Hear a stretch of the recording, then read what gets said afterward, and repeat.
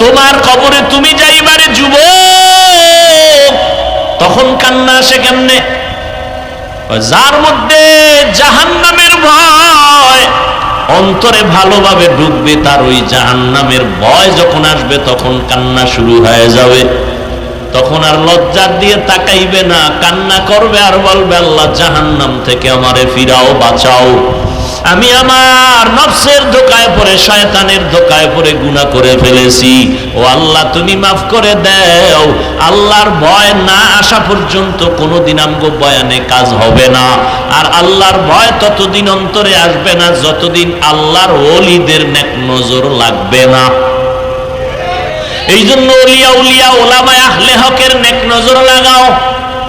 ও যুবক, অর্থ মন্ত্রণালয়ের থেকে বেতন নেওয়া হয়, গোটা দেশের এখন দায়িত্বে আছেন আবু বকর। বাইরের কেউ বলে নাই, নিজের আপন স্ত্রী কয় মিষ্টি খাবো, বলে আলাদা টাকা নাই বেতন ছাড়া। কয়েক মাস পর স্ত্রী কিছু আলাদা টাকা জমাইয়া আবু বকরকে দিয়া বলেন, ও স্বামী আমার, আলাদা কিছু টাকা জমাইয়া রাখলাম, এ দিয়ে মিষ্টি আমাকে কিনে দেন। আসলে স্ত্রীও মিষ্টি খাওয়ার কোনো লোভ নাই। একটু চিন্তা করে দেখেন, রহমতের নবীর হাতে গড়া ছাত্রটা কেমন। যখন কিছু আলাদা টাকা জমাইয়া স্বামীকে বলে, এই টাকা জমাইছি, এইবার আমারে মিষ্টি খাওয়ান। আবু বকর সিদ্দিক রাদিয়াল্লাহু আনহু বলেন, তাহলে বুঝা গেল এই টাকা কই পাইছো? কি এই টাকা? একজন স্বামী যদি স্ত্রীকে জিগায়, তোমারে কাপড় দিছি একটা, আর একটা এলো কইতন, কই পাইছো কাপড়, কই পাইছো তরকারি, কই পাইছো খানা, কই পাইছো টাকা, কই পাইছো মোবাইল? আর স্ত্রী যদি স্বামীকে জিগায়, বেতন 22,000, 23,000 কেন, 1,000 বেশি কোথার থেকে পাইলা? সংসার জান্নাতের বাগান হয়ে যেত। কেউ জিগায়? জিজ্ঞানের সুযোগ আছে? কেউ জিজ্ঞাসা করলে সেখানে সংসার ভেঙ্গে যাওয়ার কায়দা হয়ে যায়। আমি কই পাই না পাই, তুমি জিগাবার কে? আমাকে জিগাইবে আমার গার্লফ্রেন্ড, আমার বয়ফ্রেন্ড জিগাইবার অধিকার আছে। তুমি স্বামী, আমাকে জিগাবার অধিকার নাই, যেহেতু আমি বেশ্যা তাসলিমার খালাতো বোন।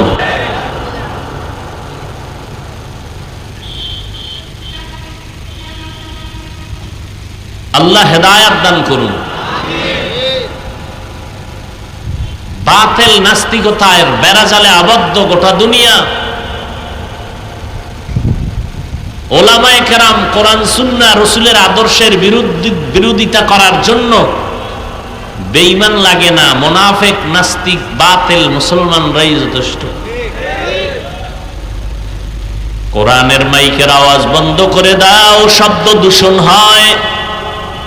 কিন্তু সোনার বাংলায় আজ পর্যন্ত একজন বন্ধু পাইলাম না যে গানের আওয়াজ কমাও, শব্দ দূষণ হয়। এরা জনদরদি, আর আমরা বিরোধী। মানুষের পায়ে ধরে ধরে ধরে ধরে ধরে ধরে বুঝাইতেছি, নামাজ পড়েন, পর্দা করেন, গালি দিবেন না, অন্যের হক নষ্ট করবেন না, মা বাবার সাথে ব্যবহার ভালো করবেন, স্ত্রীর হক আদায় করবেন, স্ত্রী আপনি স্বামীর হক আদায় করেন, ভাই ভাইয়ের হক আদায় করো, মা বাবা সন্তানের হক আদায় করেন, সন্তান মা বাবার হক আদায় করেন। এইভাবে বুঝাইতে বুঝাইতে বুঝাইতেও আমরা দরদি হতে পারি নাই। আমরা বিরোধী, আমরা বিরোধী। আবু বকর জিজ্ঞাসা করলেন, এই টাকা কই পেয়েছো? স্ত্রী বলে আপনার পাওনা বেতন থেকে আমি অল্প অল্প বাড়াইয়া রাইখা জমা করছি। আবু বকর জবাব দেন, তাহলে বোঝা গেল আমার বেতনের মধ্যে এই টাকাগুলো লাগে না সংসার চালাইতে, এই টাকা না হইলেও আমার সংসার চলে, অতএব আগামী মাস থেকে আমি বেতন থেকে এই টাকা কম নিব। তাকওয়া হারকে দারদ খৌফে হক দার দিল মদম জন্নতুল মাওয়া দেহদ উরা মাকাম জুজবা হক চীজে মখাজ ইনসুজা ফজলে উআ মস্তে দর জুমলা জাহা। আল্লাহ বলেন আমাকে ভয় কর। ভয় করার মানে হলো তাকওয়া। যিনি আল্লাহকে ভয় করবেন তার নাম মুত্তাকি। বেশি বেশি জিকির করা, তেলাওয়াত করা, নামাজ পড়ার নাম তাকওয়া না। গুনাহ থেকে নিজেকে বাঁচাইয়া রাখার নাম হলো আল্লাহর ভয়, তাকওয়া। আর এই আল্লাহর ভয় নিয়ে যারা গুনাহ থেকে নিজেকে বাঁচায় রাখবে তারা দুনিয়ায়ও বাদশা, আখিরাতেও বাদশা। আমরা যে একটা চেয়ারে বইছি, চেয়ারম্যানের চেয়ার কি কথা বললেন না কেন? চেয়ারম্যানের, আমরা কি চেয়ারম্যান নি? আমরা যে চেয়ারে বইছি, চেয়ারম্যানের চেয়ারের মেয়াদ আছে না নাই? আছে না? এমপি সাহেবের চেয়ারের মেয়াদ আসেনি, মন্ত্রী মহোদয়ের চেয়ারের মেয়াদ আসেনি। কিন্তু আমার মাওলার ভয় নিয়ে যারা গুনাহ ছেড়ে চলবে তাদের চেয়ারের কোনো মেয়াদ নাই। এরা মুকুটহীন এই জগতের সম্রাট, এরা মুকুটহীন সম্রাট। আল্লাহ সম্মান দিছেন, কথা ঠিক না? খুব কঠিন কথা, খুব কঠিন। আদাব কি বলে একটা কথা, শুকাইয়া গেল তার।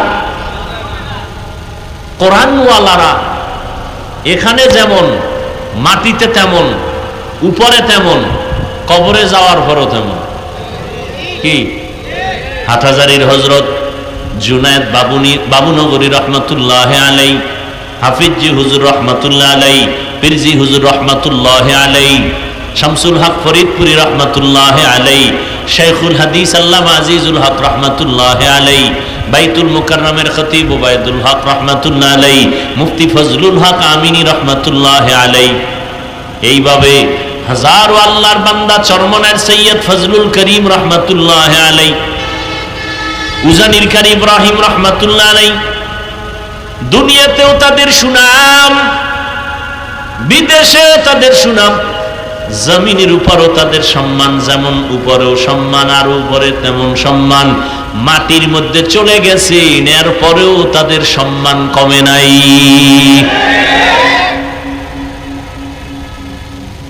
সম্মান কেন? যারা বেশি সম্মান করে, মহব্বত করে, তারে স্মরণ করে, কথা ঠিক না? হাটহাজারীর হুজুর সহ বড় বড় আল্লাহওয়ালা যারা গেছেন, আমরা তাদের স্মরণ করি, দোয়া করি, হাজার লাখো মানুষ। তাহলে এটা কোরআনওয়ালা, তাকওয়াওয়ালা, দুনিয়াতেও বাদশাহ, আখিরাতেও বাদশাহ। এদেরকে অন্ধকারে থাকলেও যেমন, বাহিরে আসলেও, এরা ঘুমাইয়া থাকলেও সম্মান কমে না। এরা মুক্তাদির কাতারে থাকলেও সম্মান, ইমামতির কাতারেও থাকলে সম্মান। আল্লাহ পাকে সম্মান দান করেছেন। এই চেয়ারের কোনো মেয়াদ নাই। ওলামায়ে কেরামের চেয়ারের কোনো আছে কোনো মেয়াদ? 5 বছর, 10 বছর, হায়াত যতদিন মেয়াদ ততদিন, ঠিক নেই? স্বার্থে লাগলে একটু একটু গালি দেয়, কিন্তু আবার সামনে গেলে দোয়া চায়। কি বৃষ্টি নাই, সূর্যের গরম, দোয়া কারা করে?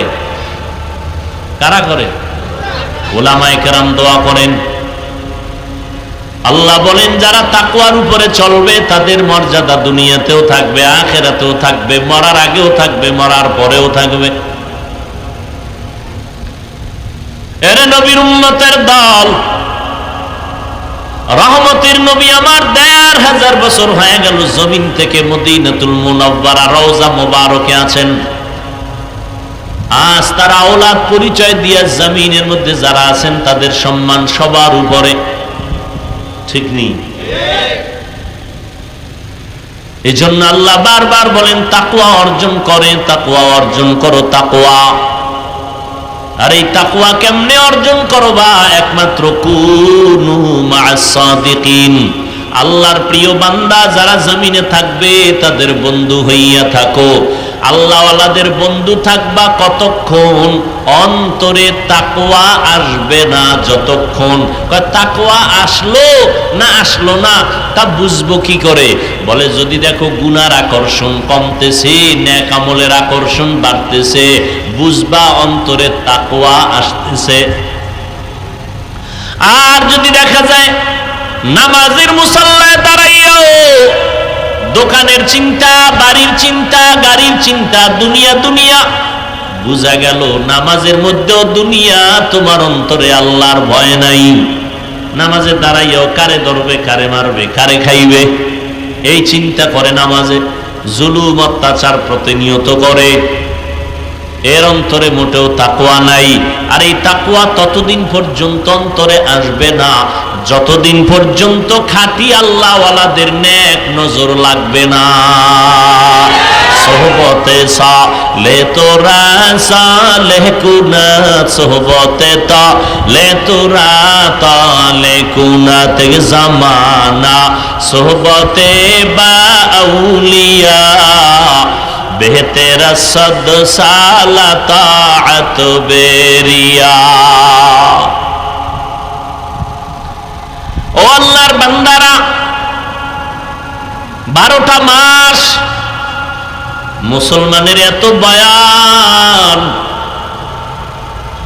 12 মাস না ঘুম, না খানা, না দিন, না রাত, সকাল না দুপুর বয়ান আর বয়ান চলে। পীর সাহেবদের বয়ান, দাওয়াত ও তাবলীগের বয়ান, আমাদের বক্তাদের বয়ান, জুমার দিন খতিব সাহেবদের বয়ান, সবাই পাও ধরে ধরে বয়ান করে। নামাজ পড়ো, রোজা রাখো, পর্দা করো, হালাল খাও, মা বাবার দোয়া নিয়ে চলো। এরপরেও দেখা যায় আমল নামা শূন্য। এখানে এত মানুষ হাজির হয়েছে, এমন আল্লাহর বান্দা আজকে ফজর ভরে নাই, জোহর ভরে নাই, আসর ভরে নাই, মাগরিব পড়ে নাই, এশার নামাজও ভরে নাই, এখানে একজনও নাই। এরে আল্লাহর গোলাম, তোমার কবরে তুমি যাইবারে যুবক, আমার কবরে আমি যাব রে বাবা।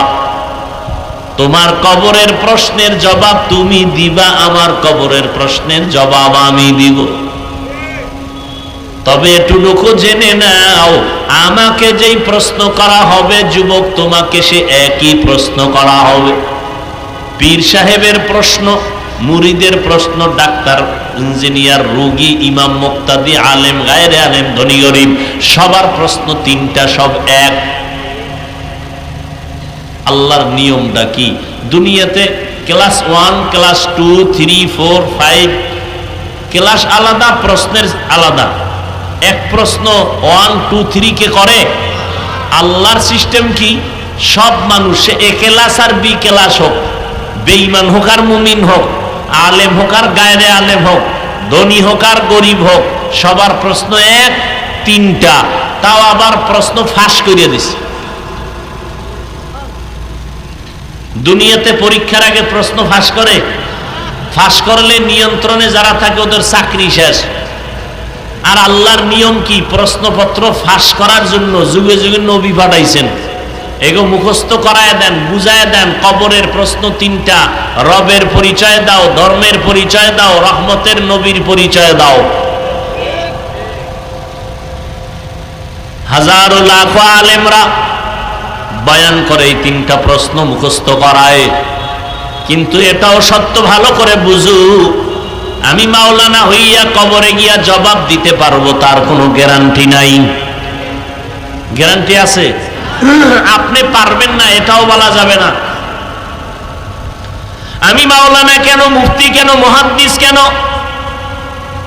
রহমতের নবীর হাতে গড়া ছাত্র সাহাবায়ে কেরাম জান্নাতের টিকিট হাতে পাইছেন 10 জন। কয়জন? 10 জন। এরপরও তারা মরণ পর্যন্ত কান্না করেছেন, কবরে কি উপায় হবে আমার? জান্নাতের টিকিট পাইয়াও মৃত্যু পর্যন্ত কান্না। আবু বকরের কান্না, ওমরের কান্না, ওসমানের কান্না, আলীর কান্না রাদিয়াল্লাহু আনহুম আজমাইন, জীবন ভর কান্না করেছেন জান্নাতের টিকিট পাওয়ার পরেও। আর আমরা জান্নাতের টিকিট পাইছি, ঘুমের ঘরে জান্নাতের টিকিট পাই নাই। নামাজ নাই, রোজা নাই, পর্দা নাই। আবার যারা নামাজ পড়ে রুকু ঠিক নাই, সেজদা ঠিক নাই, তেলাওয়াত ঠিক নাই। নামাজ পড়া মসজিদের বাইরে গিয়া টুপি মাথায় থাকে না, জবানে বিড়ি উঠাইয়া দেয়, মুখে বিড়ি টানে, জবানে গালি দেয়, দোকানে বয়া মাপে ভেজাল করে, কাস্টমারের মিথ্যা কসম খায়। নামাজি মুসল্লি আছে না নাই? এই মুসল্লির আল্লাহ পাক সুন্দর কথা বলছে। এই মুসল্লি কেমন মুসল্লি? আরাইতাল্লাযী ইউকাযযিবু বিদ্দীন ফাযালিকাল্লাযী ইয়াদউল ইয়াতীম ওয়া লা ইয়াহুদ্দু আলা তাআমিল মিসকিন ফাওয়াইলুল লিল মুসাল্লিন। দেখছেন নি, নামাজ জান্নাতের চাবি। নামাজ মানুষকে পাপ থেকে ফিরাইয়া জান্নাতে নিয়ে যাবে। আর আল্লাহ এই সূরায় কয়, যারা কিছু নামাজি আছে মুসল্লি, বলে এগো পরিণাম কি? ওয়াইল নামক জাহান্নাম। ওয়াইল, ফাওয়াইলুন লিল মুসল্লি, মুসল্লির জন্য ওয়াইল নামক জাহান্নাম, নিকৃষ্ট স্তর ওয়াইল নামক জাহান্নাম মুসল্লিদের জন্য। কোন মুসল্লি? যে নামাজ পড়ে মুসাল্লায়, মুসাল্লার বাইরে গিয়া মিথ্যা কসম খায়, মানুষের ধোঁকা দেয়, সুদের টাকায় কারবার করে। পৃথিবীতে আল্লাহর বড় দুশমন আছে 2 দল। কার? আমগো না, কার? আল্লাহর 2 দল দুশমন আছে, অনেক বড় দুশমন। এক দল দুশমন সুদখোর, আর এক দল দুশমন হলো যারা ওলিয়া উলিয়া মানে না এরা। এক দলের কথা আছে কোরআন শরীফে ডাইরেক্ট, আর এক দলের কথা আছে বুখারী শরীফে ডাইরেক্ট। তাহলে এত বয়ান, এত বয়ান, এত বয়ান, মিথ্যা কথা বলা হারাম জানে তারপরও কয়, গালি দেওয়া হারাম জানে তারপরও বলে, অন্যের হক নষ্ট করা, চুরি করা, ডাকাতি করা হারাম জানিয়েও করে, মানুষ হত্যা গুনার কাম বড় পাপের কাজ এরপরও করে, আর একজনের ধোঁকা দেওয়া হারাম জানিয়েও করে। এর একমাত্র কারণ আমি বক্তার বয়ানে হবে না। আমি বক্তা কেন? মক্কা মদিনার ইমাম কেন? সারা দুনিয়ার আলেম ওলামাও যদি পাও দূরে দূরে বয়ান করে কাজ হবে না। কারণ আমার রহমতের নবী, যার কোনো গুনাহ নাই, ওই নবীও বয়ান করলেন 13 বছর, তারপরেও নবীর বয়ানে কালেমা পড়ে না। কত বড় বেঈমান! নবীজির বয়ানে কালেমা পড়ে না, কত বড় নিকৃষ্ট বেঈমান! চিন্তা করেন। আমগো বক্তাদের তো কোনো কথাই বলা যাবে না, তুলনাই হবে না। নবীর বয়ানে কালেমা পড়ে না, কত বড় নিকৃষ্ট বেঈমান! এর কারণ কি? কিয়ামত পর্যন্ত বয়ান করলেও লাভ হবে না যদি বান্দার মধ্যে আল্লাহর ভয় না আসে। আর কিয়ামত পর্যন্ত মানুষের অন্তরে আল্লাহর ভয় আসবে না যদি মানুষগুলো ওলিয়া উলিয়াদের চোখের নজরে না থাকে। যারা ওলিয়া উলিয়া মানেই না, এগো উপায় কি? ওলিয়া উলিয়া মানে না, অথচ সাহাবায়ে কেরাম জান্নাতের টিকিট পাইয়াও কান্না করেছেন, কবরে কি উপায় হবে। তাদের আমল কত সুন্দর ছিল, ইলম কত সুন্দর, তাকওয়া। আবু বকর, যার ঘটনা শুনাইলাম, তিনিও নামাজে দাঁড়ায় দাঁড়ায় সারা রাত কান্না করেছেন। আর আপনার আমার ইলম নাই, আমল নাই, তাকওয়া নাই, এরপরে কত কান্না দরকার। অথচ মোনাজাতে কিছু বান্দা কাঁদে আর পাশে কিছু নেমক হারামেরা না কান্না করিয়া তাকাইয়া তাকাইয়া হাসে আর বলে দেখ লজ্জা নাই কেমনে কান্না করে। কিসের লজ্জা রে বাবা? তোমার হাতের আঙ্গুল যদি কেটে যায়, পাও যদি কেটে যায়, তুমি জানো তুমি এমনে কাঁদো না, বড় মানুষ, লজ্জা লাগে। কিন্তু হাত যদি কেটে যায় কান্না আসেনি কি? তখন লজ্জা লাগে না? লজ্জার কথা মনে পড়ে না? তখন কান্না আসে কেমনে? যার মধ্যে জাহান্নামের ভয় অন্তরে ভালোভাবে ঢুকবে, তার ওই জাহান্নামের ভয় যখন আসবে তখন কান্না শুরু হয়ে যাবে। তখন আর লজ্জার দিয়ে তাকাইবে না, কান্না করবে আর বলবে আল্লাহ জাহান্নাম থেকে আমারে ফিরাও, বাঁচাও। আমি আমার নফসের ধোঁকায় পড়ে, শয়তানের ধোঁকায় পড়ে গুনাহ করে ফেলেছি, ও আল্লাহ তুমি মাফ করে দাও। আল্লাহর ভয় না আসা পর্যন্ত কোনোদিন আমগো বয়ানে কাজ হবে না। আর আল্লাহর ভয় ততদিন অন্তরে আসবে না যতদিন আল্লাহর ওলিদের নেক নজর লাগবে না। এই জন্য ওলিয়া উলিয়া ওলামায়ে আহলে হকের নেক নজর লাগাও। ও যুবক, তোমার মতো যুবক তাকাইয়া দেখো জীবনে মাদ্রাসায় পড়ে নাই, স্কুলে পড়ে, কলেজে পড়ে, চাকরি করে, ব্যবসা করে, 5 বেলার নামাজ পড়ে আসেনি। বাস আমগো হুজুর টুজুর বাপ, তোমারে জুতার বাড়ি দিতে আল্লাহ পাক আমগো হুজুর ডাকবে না। কিয়ামতের দিন তোমার জাতি বাইরে ডাকবে, ওই বেঈমান, তুই স্কুলে পড়ছো, তোর পাশের ছেলেটা স্কুলে পড়িয়া নামাজ পড়লো, তুই পারলি না কেন? তোমার মতো যুবক র‍্যাব, আর্মি, পুলিশ, বিডিআর এর চাকরি করে নামাজ পড়ছে, তুমি কেন পারো না? জবাব দাও। তোমার মতো যুবক রাস্তায় গাড়ি চালায়, নামাজ ছাড়ে না, নাই, তুমি কেন পারবা না? তোমার মতো যুবক শ্রমিকের কাজ করে, রডের ফ্যাক্টরিতে কাজ করে, এরকম গরিব নাই। খবর নিয়ে দেখো, রহিম স্টিল মিলের মধ্যে গিয়া দেখো কত গরিব কর্মচারী কাজ করে, কত আগুন আর কত রডের কষ্ট। খবর নাও, এমন আল্লাহর বান্দা পাইবা এত কষ্টের মধ্যে রমাজানে একটা রোজাও ভাঙ্গে না।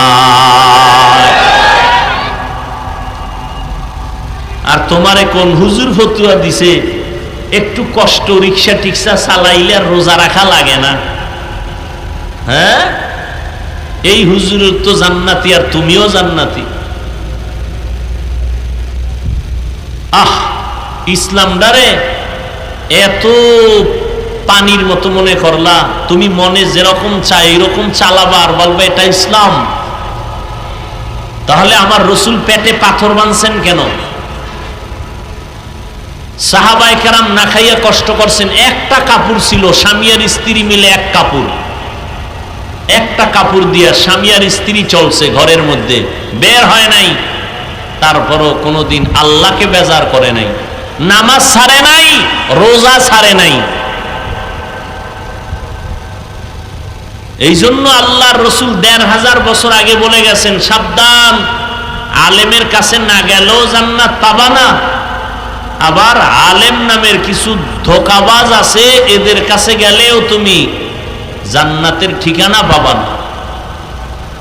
জান্নাত পাইতে হলেও আলেম লাগবে, আর জাহান্নামের পথ থেকে যদি বাঁচতে চাও আলেম ছাড়া সম্ভব না।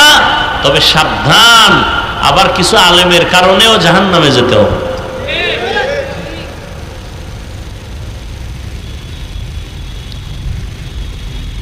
আল্লাহ হেদায়েত দান করুন। আল্লাহ পাকের ভয় তাকওয়া অন্তরে জমা করে গুনাহ থেকে নিজেকে বাঁচাও। আল্লাহর ভয় বালিশে মাথা লাগাইয়ে একটু চিন্তা করো, তোমার আমার মতো যুবক তাকায় দেখো এক বেলার নামাজ ছাড়ে না, আমগো মতো হুজুর না। আর আমরা তো একবারও বলি না মাদ্রাসা আসো, পাগড়ি লাগাও, স্কুল কলেজ বাদ দাও, একবারও বলি নাই। স্কুলে পড়ো, কলেজে পড়ো, চাকরি করো, ব্যবসা করো, ইসলাম তোমারে বাধা দেয় না। ডাক্তার হও, ইঞ্জিনিয়ার হও, প্রফেসর হও, তবে বেয়াদব হইও না। তোমার ব্যবহারে যেন উলামায়ে কেরাম কষ্ট না পায়, মা বাবা কষ্ট না পায়, মুরব্বীরা কষ্ট না পায়। সুন্দর ব্যবহার দাও, 5 বেলার নামাজ পড়ো, শিক্ষকের সাথে ভালো ব্যবহার করো, বড়দের সাথে ভালো ব্যবহার করো, ছোটদের স্নেহ করো, মায়া করে কথা বলো, মা বাবার দোয়া নিয়ে চলো, উলামায়ে কেরামের পরামর্শ নিয়ে, নবীর তরিকা মানিয়ে চলো। ডাক্তার হলেও তুমি ধন্য, ইঞ্জিনিয়ার হলেও তুমি ধন্য। নবীর মোহাব্বত নিয়ে, মা বাবার দোয়া নিয়ে যদি আলেমদের পরামর্শে চলো, তাহলে তুমি একজন প্রফেসর হইলেও আল্লাহ খুশি। বহু ডাক্তার ঢাকার শহরে আছে, রোগী এত ভিড়, কিন্তু আজান হয়ে গেছে বলে এখন বন্ধ করে দাও নামাজের পরে। নামাজ বাদ দিয়ে কোনো রোগী দেখা হবে না। অতএব তুমি ডাক্তার হও, ইঞ্জিনিয়ার হও, রসুলের আদর্শ মতো চলো, উলামায়ে কেরামের পরামর্শ মানো, মা বাবার দোয়া নিয়ে চলো। শুরুতেই বলেছিলাম, গুনাহ তো করেই ফেলেছি, গুনাহের বেড়া জালে আটকায় গেছি।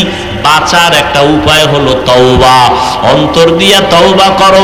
বড় বড় বড় বড় অপরাধীরাও তো তওবা করে আল্লাহ তাদের মাফ করে দিয়েছেন। তোমার উপরে আমার আল্লাহ খুশি হয়ে যাবেন যদি তওবার মতো তওবা করতে পারো। মনটারে দুর্বল বানাইয়া বিনয়ের সাথে যদি বলতে পারো, হে মালিক, আর নামাজ ছাড়বো না, বেপরদায় চলবো না, মা বাবারে কষ্ট দিব না, স্কুলে পড়ি, কলেজে পড়ি, চাকরি করি, ব্যবসা করি, আর নামাজ ছাড়বো না। আমার মতো যুবক জেনারেল লাইনে থাকিয়া চাকরি ব্যবসা করিয়াও যদি নামাজ পড়ে আমি কেন পারি না? ও পর্দার আড়ালের মা বোনেরা, ও বৃদ্ধ বাবাজিরা, আপনার মতো বুড়া মানুষ নামাজ ছাড়েন, আপনি কেন পারেন না? ও মা বোনেরা, আপনার মতো কত মা কত বোন নামাজ পড়ে, আপনার মতো মা বোন পর্দা করে, আপনারা কেন পারবেন না? আল্লাহর কাছে গুনার থেকে তওবা করেন, আর গুনার কাছেও যাবেন না। নবীর তরিকা মেনে আল্লাহর মোহাব্বত নিয়ে চলবেন, উলামায়ে আহলে হকের পরামর্শে চলবেন, নবীর সুন্নাত অনুযায়ী চলবেন, মা বাবার দোয়া নিয়ে চলবেন। কোনোদিন জবান দিয়া কাউকে কষ্ট দিবেন না, কোনোদিন নজর দিয়া কারো বিরুদ্ধে যাবেন না। আল্লাহর কাছে তওবার মতো যদি করতে পারেন, আল্লাহ জীবনের সব গুনাহ মাফ করে দিবেন। ও বাবাজিরা, ও পর্দার আড়ালের মা বোনেরা, ও যুবক, আর যতদিন আমার আল্লাহ হায়াতে বাঁচায় রাখেন, কয়দিন বাঁচবো জানা নাই রে বাবা। এমন কোনো দিন নাই যুবকের মরণের খবর নাই। গাড়ির নিচে যুবকের লাশ, পানির নিচে যুবকের লাশ, ঘুমের বিছানায় যুবকের লাশ। আজকে থেকে আর গুনাহ করব না। তওবা করার মতো যদি কারো নিয়ত হয়, দুটো হাত আমার আল্লাহকে দেখায় দেই।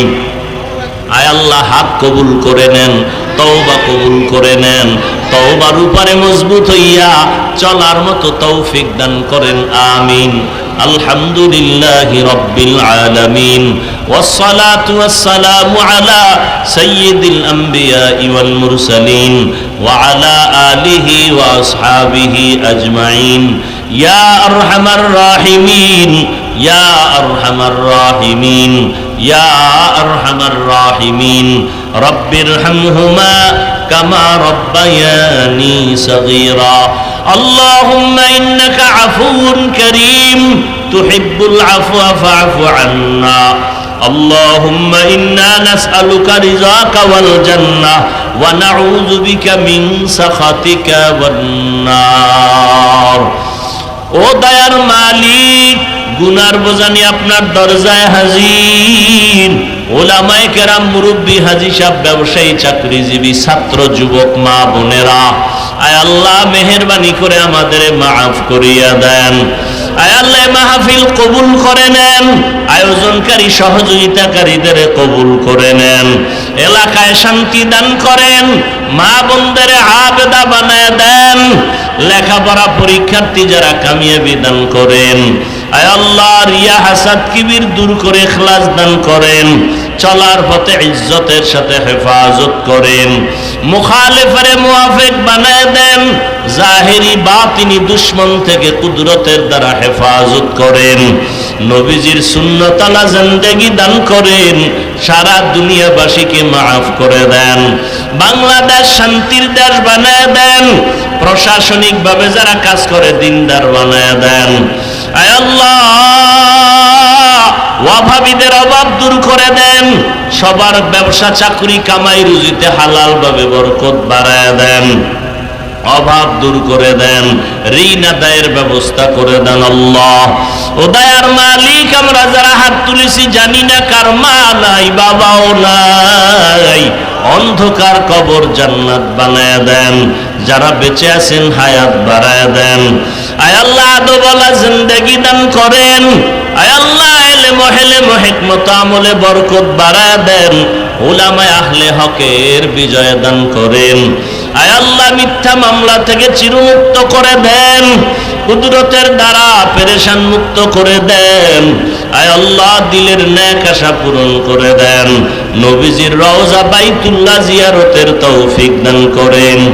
আয় আল্লাহ সুন্নতওয়ালা জীবন দান করেন, উলামায়ে আহলে হকের পরামর্শ নিয়ে চলার নবীর তরিকায় তৌফিক দান করেন, ও আহলুল্লাহ ওলিয়া উলিয়াদের বন্ধু বানায় দেন, আমাদের হায়াতে বরকত বাড়ায় দেন।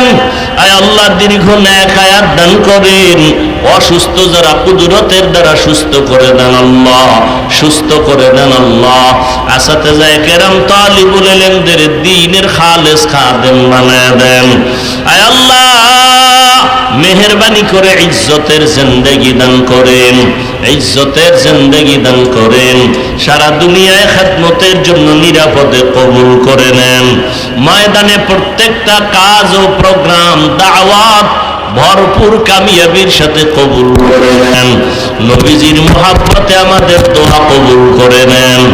সাল্লাল্লাহু তাআলা আলা খাইরি খালকিহি মুহাম্মাদ ওয়া আলিহি ওয়া আসহাবিহি আজমাইন বিরহমাতিকা ইয়া আরহামার রাহিমিন।